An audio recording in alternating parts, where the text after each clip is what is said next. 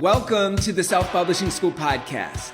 This is the podcast to listen to if you're an aspiring writer or an author who wants to be more successful. On this show, you'll learn how to write and launch a book successfully, all from the top authors and people just like you who are doing it at the highest level.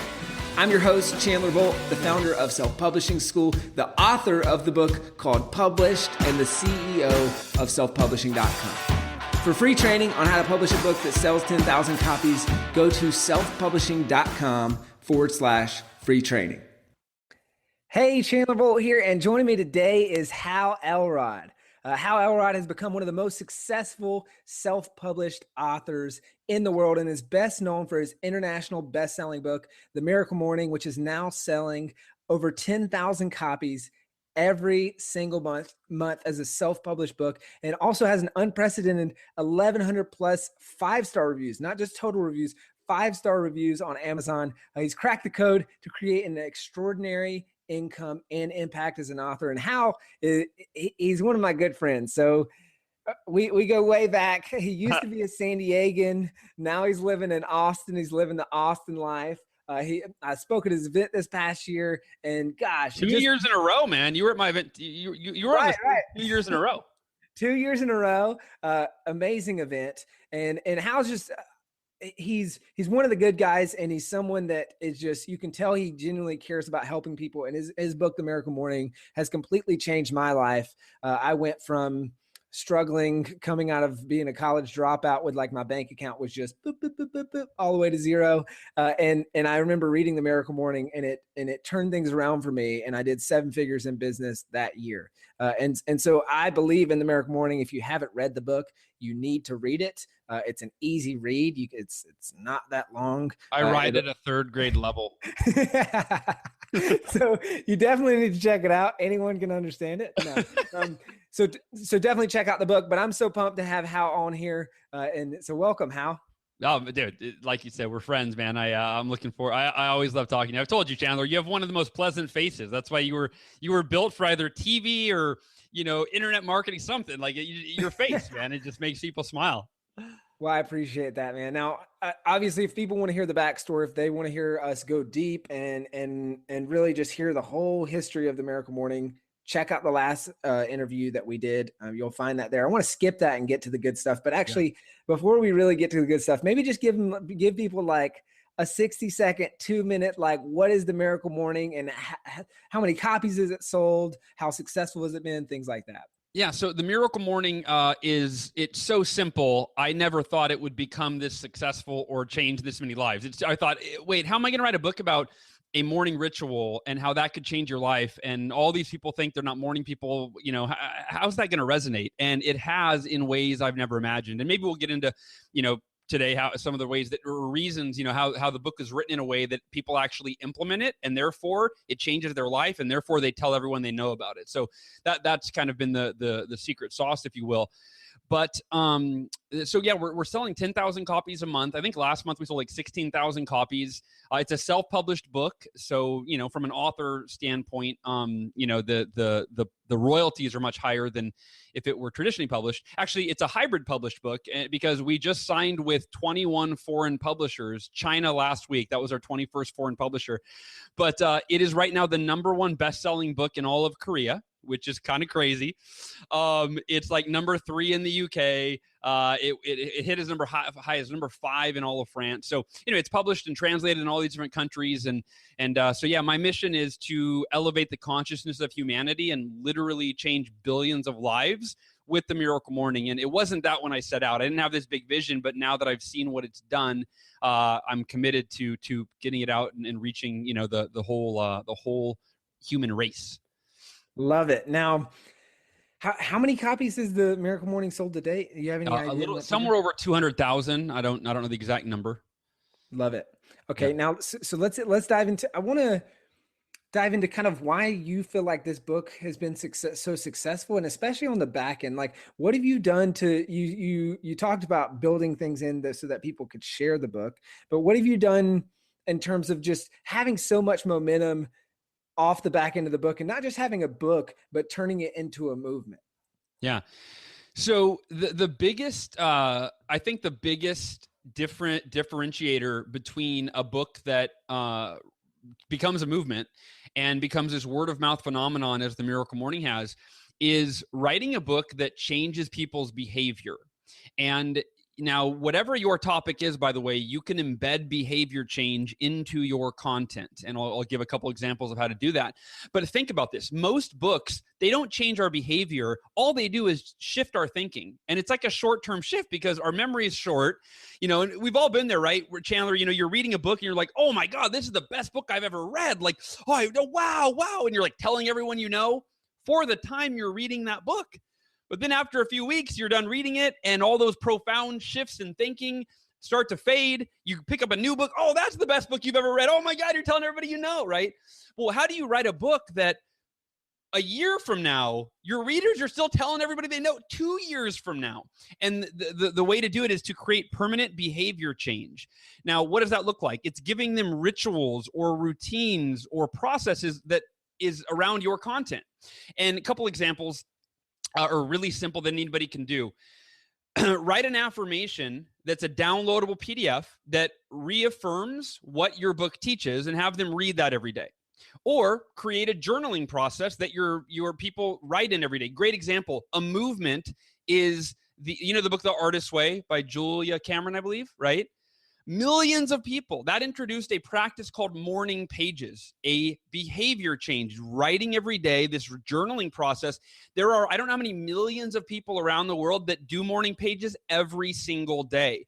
If she wouldn't have taught that process, that practice, that ritual, who knows what kind of movement it would have become. But, a great book, right? But no. People are doing morning pages, and they've been doing it for years. Every day, it adds value to their life every day. So if write a book on, you're a couples, for a husband and wife, we'll create a ritual for them to do every night before bed, right? They tell each other what they love about each other, or they write it in their journal or whatever. Create ritual around your content. And what else? You asked like 17 questions in the one question. How have you done that specifically inside the Miracle Morning? So Miracle Morning, and that's why I'm giving examples, because when I've taught that before, anyone that knows Miracle Morning, their first response is always, but dude, like, your book is a ritual. Like your book, literally, that's all it teaches you, how to do a daily ritual. So it changes their behavior. And that's why I say, okay, well, I had to ask myself, that's a good point. So how can you do that? How can any author do that? Right. And you just ask, and by the way, the Miracle Morning is made up of 6 practices: silence, meditation, affirmations, visualization, exercise, reading, and journaling. You can take at least half those practices, and you could just take your content, like write an affirmation around your content, like I said, create journaling process around your content, create a visualization process around your content, right? You create a meditation, a guided meditation that reinforces. The other day, Chandler, my son has been having tantrums. We just moved here, and little kids don't deal well with major changes like that. So he's been just throwing these tantrums. And so my wife and I woke up to do our Miracle Morning of the day, and I went on YouTube, and I was like, I wonder if they have like a guided meditation to deal with kids that have tantrums. I don't know. And sure enough, there was a guided meditation for parents, and it was so profound. And all a guided meditation is somebody talking in a calm voice, sharing their content, right?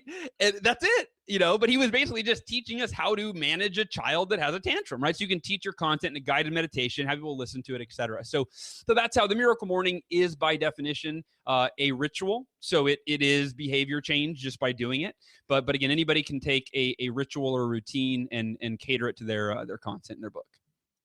Got it. So you've got the behavior change, you've got the rituals, you've got these things that continue to have people share the book with friends, which has exploded to where the sales just continue to grow, right? What are some other things that you feel like you've done in the long term to make it not just a best-selling book, but this is really a business for you, and it's a foundation. It's foundational passive income, not only for your family, but it allows you to do a lot of other things. So what are some other things that you feel like, maybe from a marketing perspective, have built that back end on the book?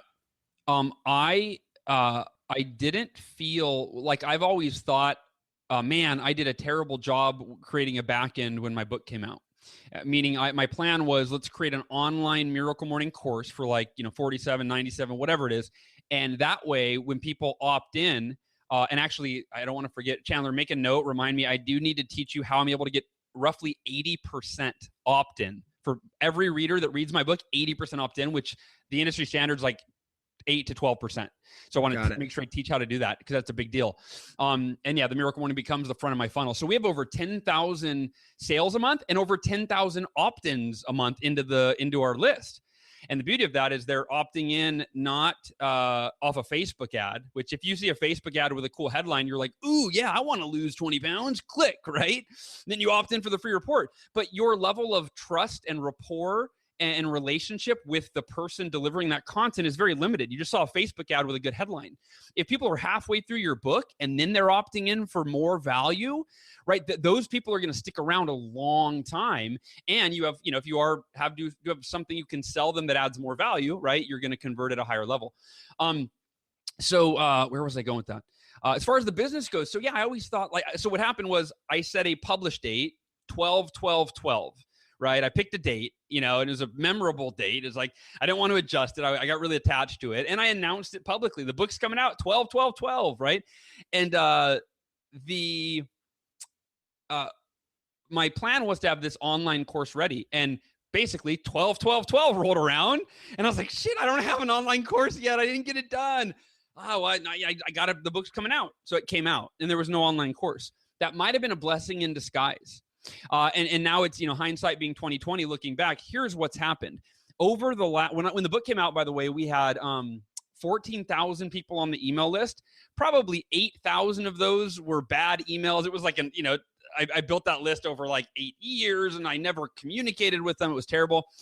Since then we've added 100,000 plus people to the email list from the book opt-ins. And, but here's what's happened. I didn't have an online marketing funnel that they were automatically put into. All I had was a weekly podcast, which didn't sell anything, didn't even have sponsors. It just added value. So what's happened is all I've done with that list, my back end, which was not really existent when the book came out, is I've added value and I've added value and I've added value every week. They don't get a sales email. They don't get anything other than a new podcast episode or something. And then here's the deal. My back end, over the years, we launched our first live event, Best Year Ever Blueprint, right? We've done that 2 years in a row. You were at both of them. It's a $500 event, roughly $600 event. And here's what happened. Because I had been adding value for about a year without ever selling anything, our first event, my dream was 100 people there. Like, I had never put on an event. I was scared to death that nobody would come. 100 people there. We had 220 people in the room. Second event, I was like, all right, I want to get to 300. We ended up selling out a month in advance and ended up at like 330 and we couldn't fit it. We could not fit. People were like sitting, whatever. So here's the point, right? If you are writing a book and you want to make money off of it and turn it into a business, first and foremost, right, create behavior change in your book so that it doesn't just change someone's thinking while they read it, but it implements permanent behavior change that adds value long after your book is done being read by them. But beyond that, in terms of your back end, don't stress about having this killer, Chandler Bolt, awesome, marketing, funnel that adds value. Like the secret, like Chandler, you're so great at, I think of you all the time when I'm like flailing around trying to put dude, our webinar, we had 1,000 people registered last week and we couldn't get it to start. And I'm like, where's Chandler? He's so good at this stuff. Anyway, but the point is, add value, add value, add value, add value, come out with quality, right? Don't just create a product to monetize your list. Add value, develop a relationship with your list, a really quality relationship. And only once you've added a lot of value, then as needed, create your back end, but it doesn't have to be in place and ready when your book comes out. And that is one thing that, that I learned, and I thought I failed, but it actually turned out to be a blessing in disguise. Such great lessons there. That's fantastic. Now, you kind of tease this with the 80% opt-in rate. And that's obviously how people go from, hey, I'm holding your book to, hey, I'm now on your email list, buying your stuff, going to your events, doing all these things. So how do you get that 80% opt-in rate? Yeah. And I didn't even know it was good. I don't know what's what. And I was at this conference, this publishing conference, and I shared that from the stage, and this publisher came up afterwards. She was, they're a publisher, and she's like, what, that can't be right. And I was like, no, I promise I wouldn't make something up. And she goes, we get 8 to 12%. How do you get 80%? And I was like, really? So that forced me to go, oh, I didn't know it was that good. Why is it happening? Here's what I believe. I guess I think this is theory, but I think it's pretty close to the reasoning why, is that I offer, I think it's 5 different bonuses in the Miracle Morning book. So I offer, like when I'm talking about affirmations, I offer some sample affirmations for different categories, but maybe more importantly, and this is kind of a bonus lesson, I offer my personal affirmations to download. So, and I say, if you want to read the affirmations that got me to finally write this book after 3 years of it being a goal that I failed to attempt, if you, the reader, have any goals that you have on your list that fear is holding you back from, check out the affirmations that got me over my fear so I could write this book. Right? So pretty compelling, but let's say they're like, yeah, I don't like affirmations, right? Then they keep reading, and then I could talk about journaling, and I'm like, hey, here's why journaling is so life-changing. Here's how to do it. If you want to download a PDF of a sample Miracle Morning journal, go to this link. By the way, it's the same URL for all the bonuses. And if they're like, yeah, I don't want to journal, right? The point is, all these different bonuses, there's a smoothie recipe, there's all this stuff. And then at the very end of the book, and we can get into this more, the importance of a 30-day challenge to really make sure your reader implements your new behavior change that you've taught them and really holding their hand through that process so they succeed at it. They get the 30-day challenge fast start kit at the end. After I've spent an entire chapter selling them on the value of doing this for 30 days, there's a document to support them. So if by the 5th, if you have 5 really good bonuses in your book that add value, they're relevant, if by the 5th bonus, they haven't opted in, either your book sucks or your bonuses suck. But I mean, that's to me, like the people that aren't opting in, those 20%, they're the ones that were never going to opt in no matter what you did. But I think that's the reason why is there's like 5 different touch points for people to opt in that are different and compelling. And they all support what they're learning to make it easier for them to implement it. Love that. And actually, just thinking back to when I read the book, it was the 30-day challenge that got me, which I know most people say, which this is a true stat. It's like, gosh, I think it's something like 20% or less of people actually finish a book that they bought. Like it's insanely low. So I think the important thing that you touched on is not to save the opt-in for the end of the book, because if so, you're going to be missing at least 80% of the people. Yeah. But those are your best opt-ins, right? Because they're your most committed people. They've read all your stuff. And for me, it was like, I'm going all the way to the end. I'm getting this 30-day challenge. I've printed off all these sheets. I'm like writing stuff out. I'm like, now I've got this stuff scattered around my house. Like I probably still have it somewhere in my house. And it's like, anytime I see that, not only did you get my email address in the process, but like that's continuing the relationship. And that's continuing the value add. And also it's triggering for me to share the book with other people. So it's great. Awesome. Well, let's keep moving. So now, since you did the Miracle Morning, and I actually see these behind you, you've got the different covers of the different books. You've turned this into a series. So talk to us a little bit about kind of the process of turning a book into a series of books. What's that been like? And that, that is something that it's like anything, it's amazing to like look back and think about. My buddy Ryan, who I used to sell Cutco with, called me. He's like, dude, have you thought about doing like Miracle Morning for salespeople? Salespeople totally need this. I was like, that's a great idea. He's like, you should do like a whole book series about, I'm like, that's a great idea. Like, you want to do Miracle Morning for salespeople with me? And he's like, sure.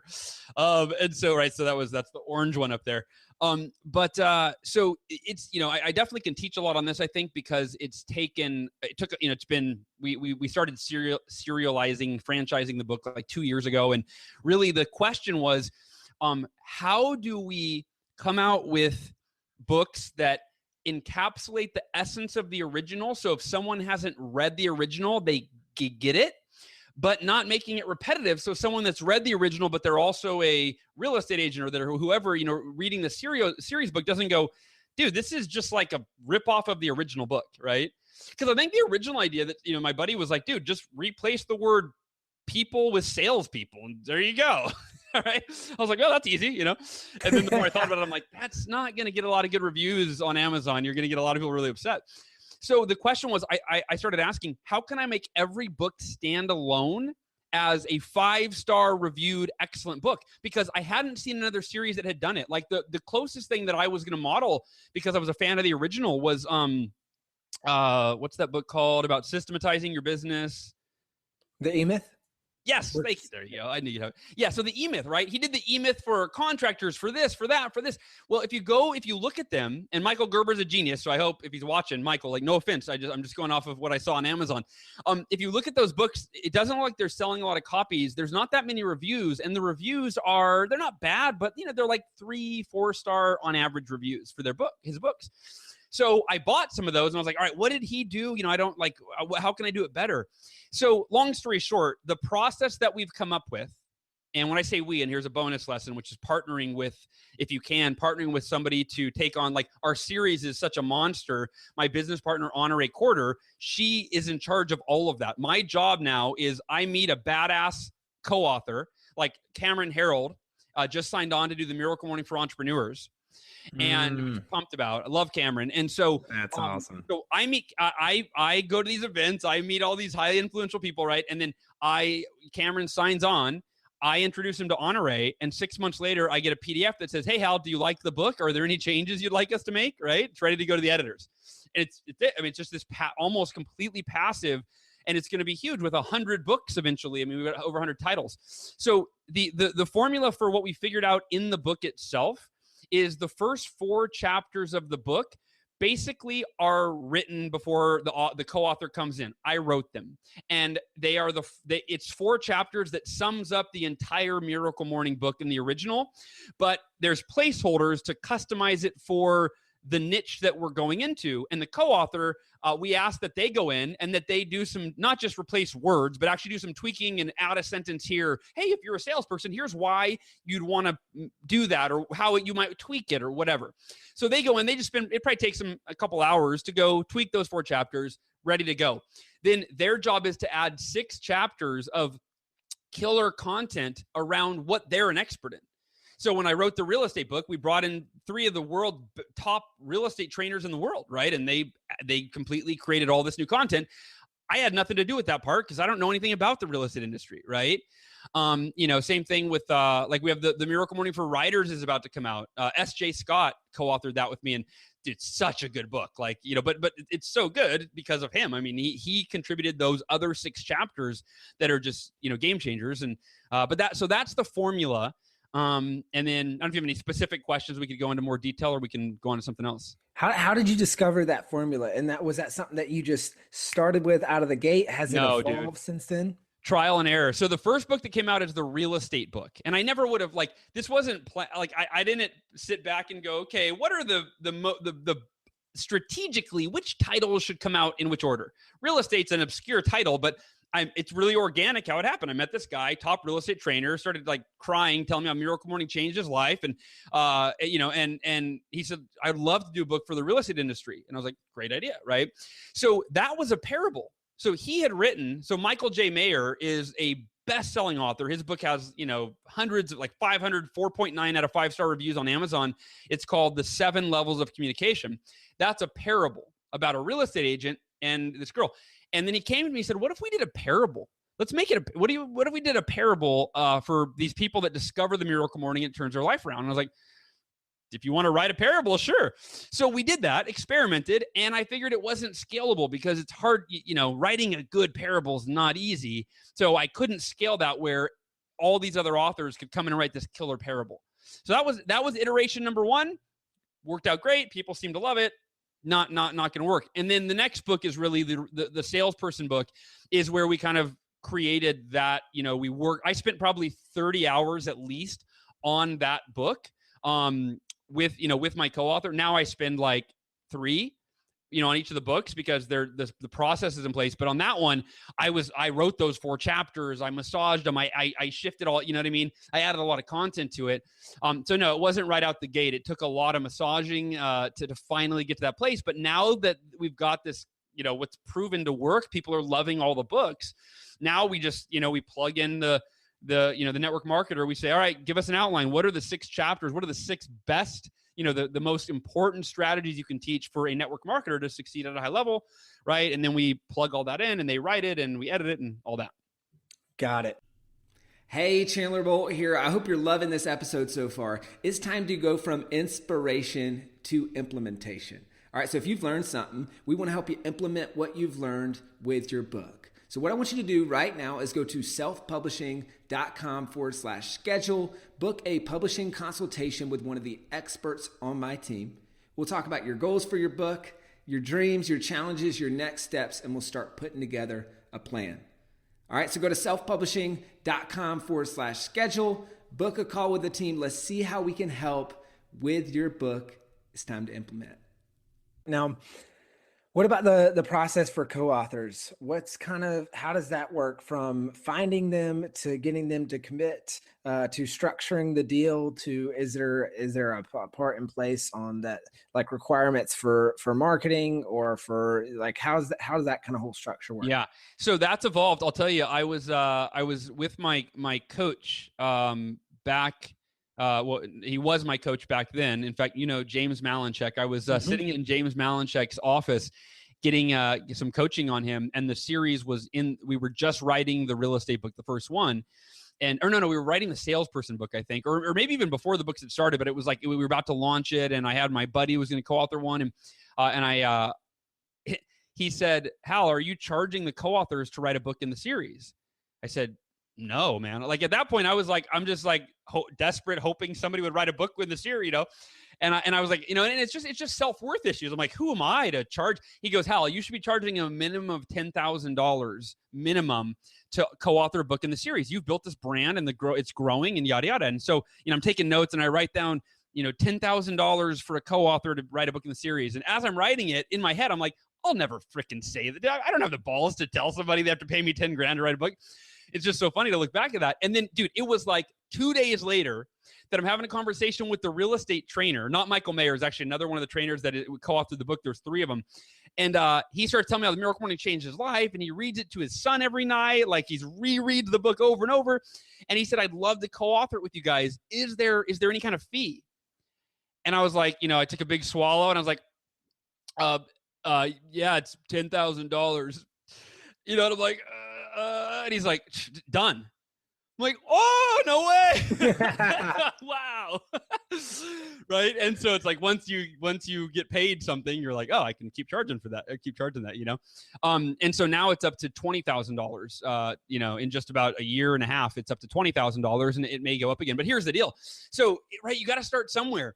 And in the beginning, I had no proof that the series was going to take off. I had nothing. Now I'm able to show so somebody like a Cameron Herold, right? Who, if you don't know who that is, if you're watching, right, Google Cameron Herold, but he, former COO of 1-800-GOT-JUNK.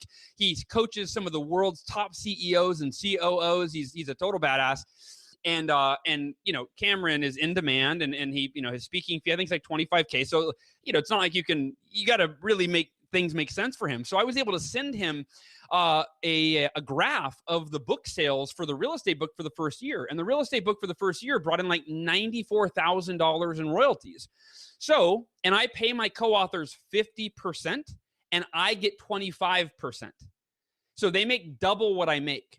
And the other 25% goes to my business partner, right? So the co-author gets 50%, and we might change that. I have some business advisors who are like, "Dude, you're paying way too much, or you need to scale it, start at 30 and go to," so whatever. But right now, the co-authors get 50% and I get half of that. And I feel really good about that. Eben Pagan taught something a long time ago. I heard him say, "Learn to love getting the short end of the stick." And he said, and number one, you'll get a lot more sticks. In fact, he said, people will throw their sticks at you like, "Dude, take my stick," because they'll see that your business philosophy is you give more than you take. And that really resonated with my values back when I heard it. And so when I launched the series and I was trying to figure out how to do it, that's what we went with. And so far it feels good. So, to pay my co-author that year, $47,000 is the half that they got. So I was able to share with, with all my future co-authors, "Hey, if they go $20,000, that's a lot." And I go, "Really? How many investments can you spend 20 grand and you're going to get, a 100% return year one.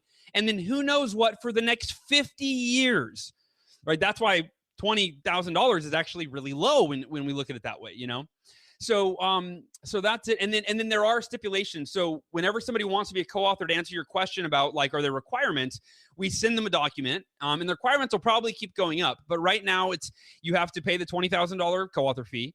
You have to have a platform of at least 100,000 individuals. So whether it's email list or across social media, 100,000 people on your list, right? Because they've got to bring value to the table.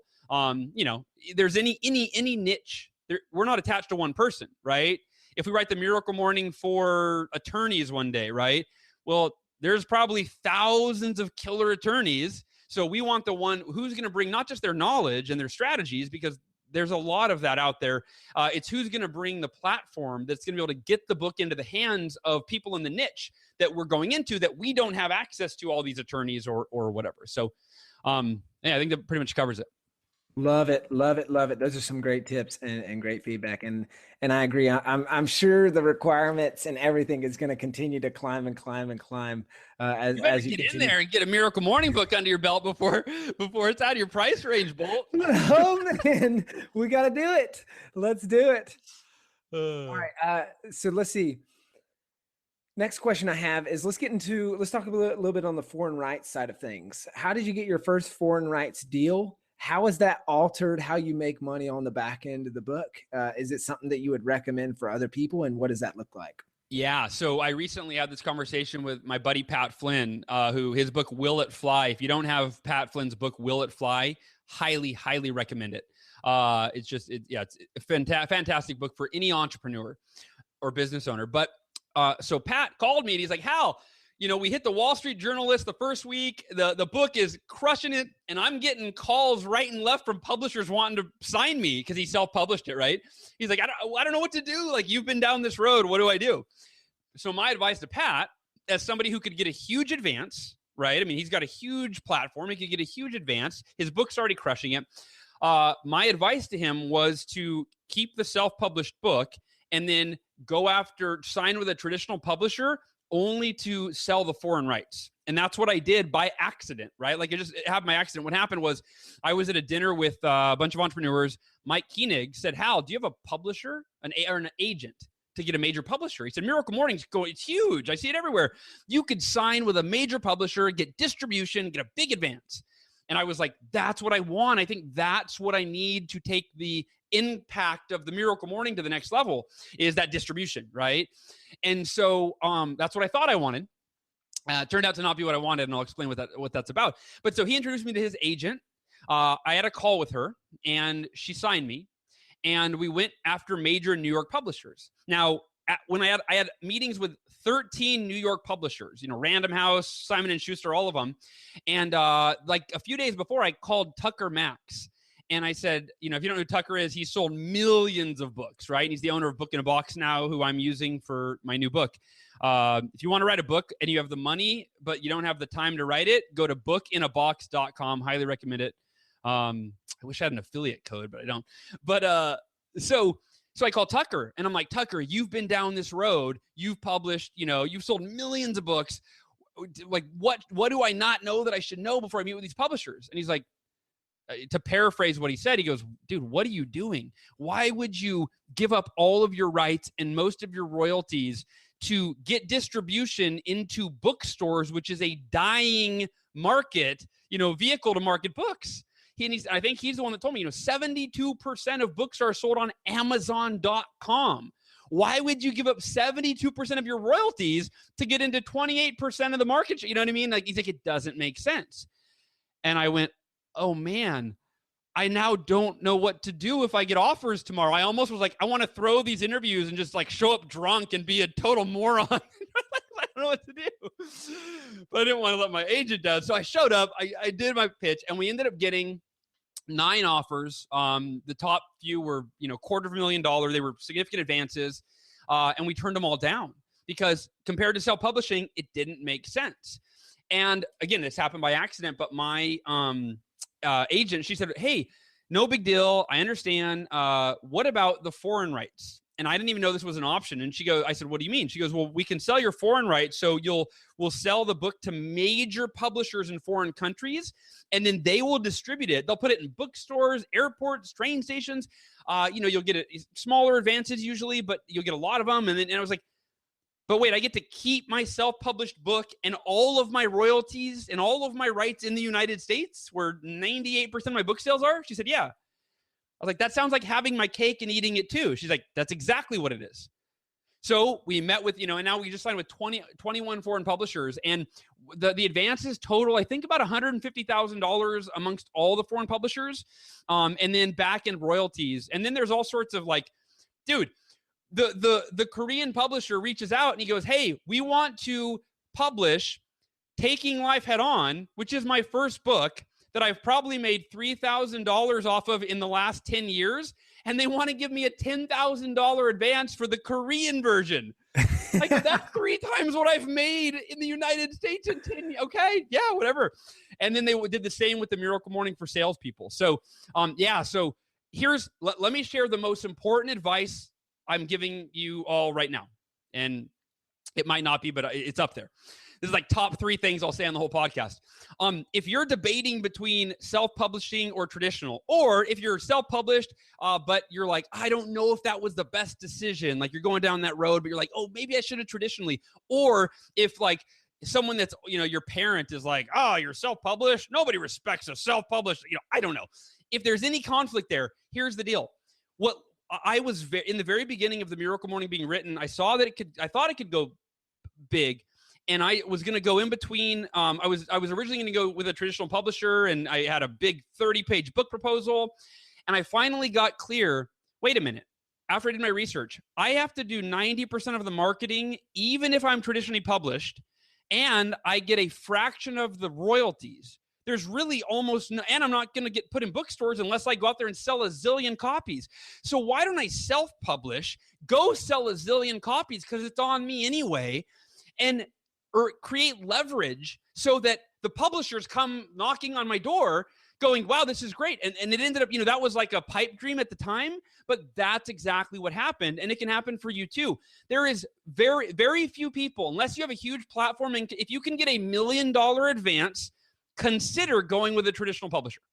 Anything less than that, I probably wouldn't do it. For 98% of authors out there, give or take, self-publishing first, working your ass off. And when I say working, like, I sold 50 or 2,000 copies the first month that Miracle Morning came out, Chandler. And because I promoted the heck out of it, all my friends and family, everyone I knew bought it. And then the curve went like this, and it took almost 2 years to get back to 2,000 copies. And I've done over 230 interviews on podcast and over 100 of my own episodes, right? Like, so the point is, this is a long-term game. I was making a few $100s the first few months Miracle Morning was out, not tens of thousands of dollars, right? That took a long time. And I encourage you, I listened to a book in the beginning that gave me faith over the long game, which is The Tipping Point by Malcolm Gladwell. And it's what makes ideas finally skyrocket. And right, it's this long, tedious process of sharing and promoting. And if you believe in your message, you got to commit to promote it until you reach your goals. And it might take you 6 months. It might take you 6 years. If you believe in your message, keep promoting it.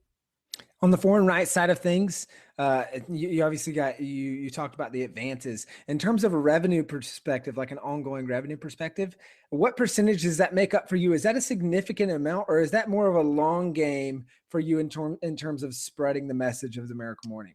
Yeah, so it's like a traditional publishing deal where I'm getting 8 to 12% on the books, right? After the advance is paid out, just like a traditional publishing deal. Here's the deal. It's more about the message. My mission is it used to be to change 1 million lives one morning at a time. And then now I'm like, whoa, we're going to do that by like next year. So then it was change millions of lives one morning at a time. And then last week I met with 26 thought leaders. They came to what was called the Miracle Morning Design Summit around how are we going to impact, it was millions of lives. By the end of the meeting, with great minds like Yannick Silver was there. I don't know if I told you this, Peter Shankman. And It was, how can we change billions of lives? How can we elevate the consciousness of humanity? How can we have the miracle morning in every school and end bullying, eradicate obesity? Like how can we solve the world's biggest problems through daily the miracle morning, right? And hearing these, like, not just pipe dreams, but they're like, here's how we would do it. I'm like, this is amazing. Where was I? Oh, so the point is, so now that I'm there, that's what I care about, is the impact. And the income comes as a result, of course, right? Zig Ziglar said, I mean, no truer words have ever been spoken. You help enough people get what they want in their life, and you get everything you want. And I've seen that unfold now. So it's about reaching billions of people. And here's the deal. I've had a couple self-published authors that are successful go, dude, you sold your foreign rights? No, they're giving you 8%. Oh my gosh, are you kidding me? I go, hey, you tell me how to get in every bookstore in Korea, every train station in the UK, every airport in London, right? Like, I don't know. I'm not going to go over there. And, I mean, like, dude, so leveraging their distribution in that way when it's foreign, and I'm not going to go into these countries. And I mean, the amount of effort that would go into one country, getting it in every bookstore, train station, and airport, which in the UK, it's in every train station and bookstore and airport in Netherlands and Ireland. And I don't even know all the countries in the UK, right? So that's it, man. It's really about foreign distribution. It's also, it's extra money. That's just icing, like I said, on the cake. But it really is about the impact and being able to. And when I went out to France, we did this, you saw the French media tour we did, and it was crazy. We did this book signing and having dozens and dozens of French people that speak English, but they're like, oh, your book, I don't do accents very well, but they're like, it's changed this one guy, he's a CEO of a company in Paris, and he's like, Miracle Morning changed my life, and I taught it, all my employees do it. We so like, that's crazy to think people around the world that I would never see, meet, reach, etc. They're now being impacted by the message. So yeah. Love it. Now, one of the last things I want to chat about is exactly that book tour. Tell us kind of how that came about, what that book tour was like, and what kind of results you saw, both for you, for your business, and for book sales from doing that book tour in France. Yeah. So, I mean, I don't know. There's a lot of teaching of how it came about. It came about because my French publisher said, hey, we would like to fly you out to France and do a media tour, like we did with, what's the woman's name that wrote the life-changing magic of tidying up? Oh gosh, I know the book, but I can't remember her name right now. So I don't know. Anyway, she wrote it's like, millions of copies sold. Chandler's going to look it up. But Maria, something like that. All right. So they said, we did this for her last year, when we published her book in France, and it really helped drive sales in a major way. And I came back. Actually, this is kind of a fun story. I'll tell. This is fun. So I came back and I was like, hey, is there any way you'd fly my wife out there? Like, we've never been to Paris. I can't go to Paris without my wife. And they're like, sure. And then I got booked to speak in the Philippines, like a week apart. And I was like, somebody told me, they go, have you ever traveled internationally like that? I said, no. They go, dude, you're going to be a wreck going to Paris, coming off the Philippines. Like, you're going to be a mess. And I was like, really? They go, dude, if I were you, I would find a way to fly first class so you could sleep in like a lay down bed to Paris at the very least. So I go back to the publisher. I'm like, hey, any way you would fly me and my wife first class to Paris? And I looked up the flights. It was $9,000 each. It was $18,000. And they had to get it approved by all these people. And they came back and they were like, done. Like, what? So we fly out to Paris, and then it was the same treatment that like Leonardo DiCaprio gets when he comes out with a new movie. Like the same, I had 5 dedicated media people like putting makeup on me every day and driving me to radio station and television station. And like, I was doing photo shoots. I had to like model. It was so awkward. They're over there, but I have some Paris magazines they've sent me that I'm in. But anyway, and then here's what happened though. Day one, they had been promoting the book already. It had come out like 2 weeks prior, and they had been doing their own publicity. When I got to Paris, it was number 155 on all of Amazon.fr, or whatever. By the end of media day 1, it climbed to number 68. By the end of day 2, it climbed to number 22 on all of Amazon in Paris or in France. And then by the end of day 3, it was the 5th best-selling book in all of France. From the media tour. So yeah, so it was a pretty surreal experience.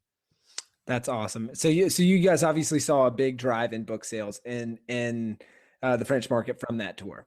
Absolutely. And I will say that in America, I've tried doing television, and it did not net me major. It wasn't a needle mover for book sales. And so anybody watching, what I found the best marketing for your books is podcast interviews.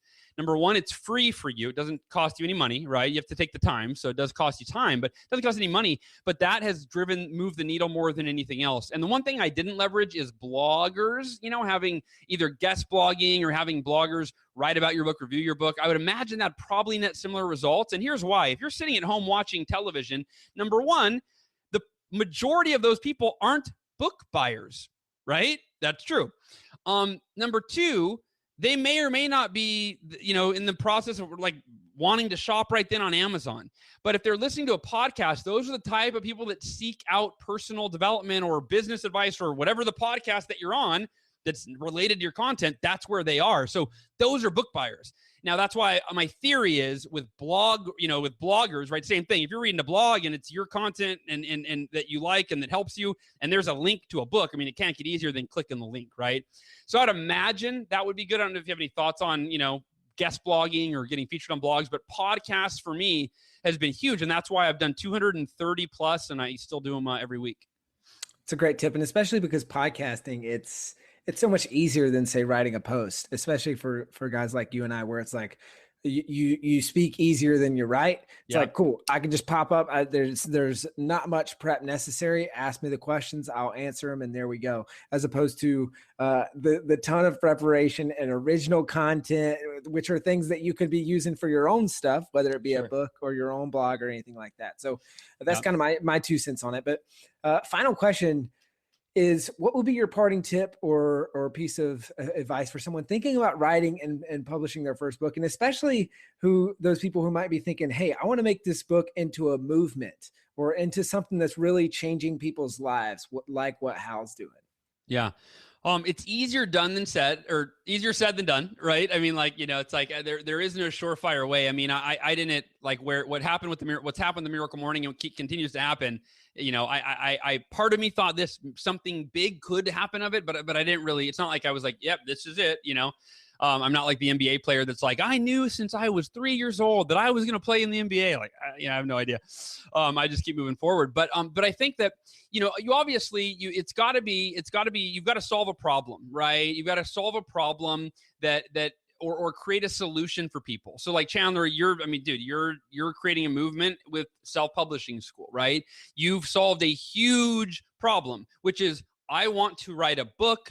I don't know where to start, right? Or people they don't even think, they think, oh, you have to get a traditional publisher to, affirm and sign you. And I like, who am I to do that, right? So Chandler, you're solving this huge problem. Great example, right? You've done that with all of your books. You've got to solve a problem. And now if you want it to become a movement, couple things. Number one is obviously the behavior change, right? Create a ritual around your content. And like morning pages, that does create a movement. So, I don't need to give you guys extra tips. I just want to reinforce what really matters. And that is the behavior change. And the other aspect though, and I didn't mention this yet, so I'm glad I thought of it, is, and you mentioned it, but we didn't really talk about it, is embed paying it forward into your book. So if you read The Miracle Morning, early on, I talk about one of the causes of mediocrity. I talk about all the causes of mediocrity, and then, of course, the book that I wrote for them solves them, right? One of the causes, I say, is a lack of accountability. And I talk about how when we're children, accountability is forced upon us by adults in our lives, our parents, our teachers, right? They make us eat our vegetables, which we don't want to do that. We fight it. We don't want to know, right? They make us take baths. They make us do our homework. And if it wasn't for our parents, we'd be malnutrition, dirty, sleep deprived, uneducated kids, right? But we didn't know. We were too immature to understand the value. They tried to tell us, right? This is for your own good, son. And you're like, screw you, Dad. I don't want to do it, right? So here's the deal.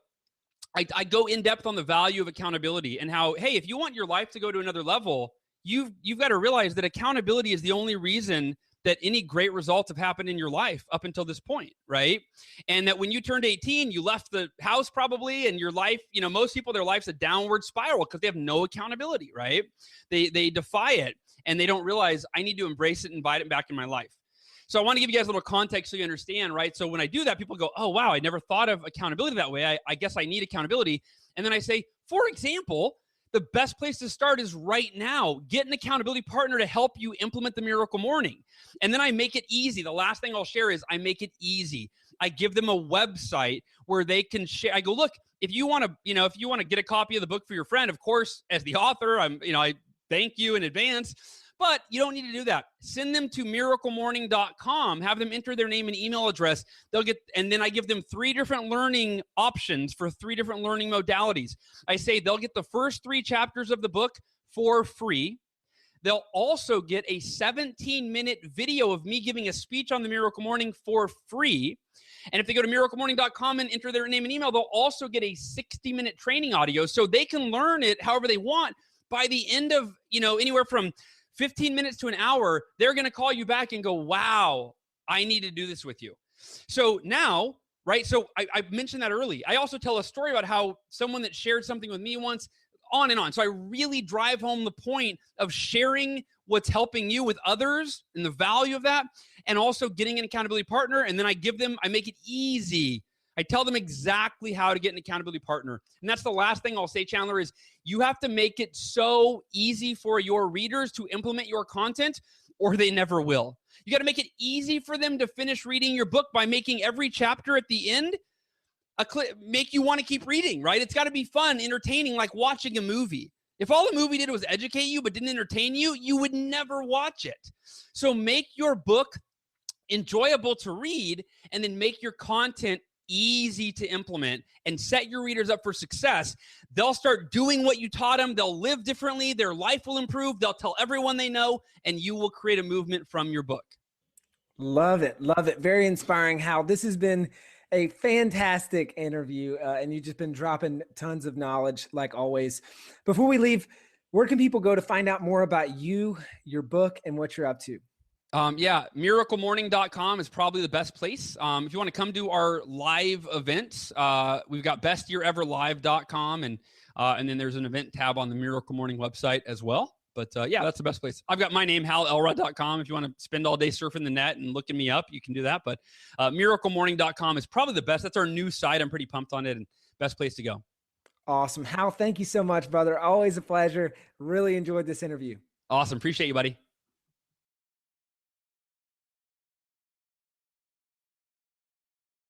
Thank you so much for watching or listening to this episode of the Self-Publishing School podcast. I know there's so many places that you can be spending your time. There's other podcasts that you could be listening to, YouTube channels that you could be watching.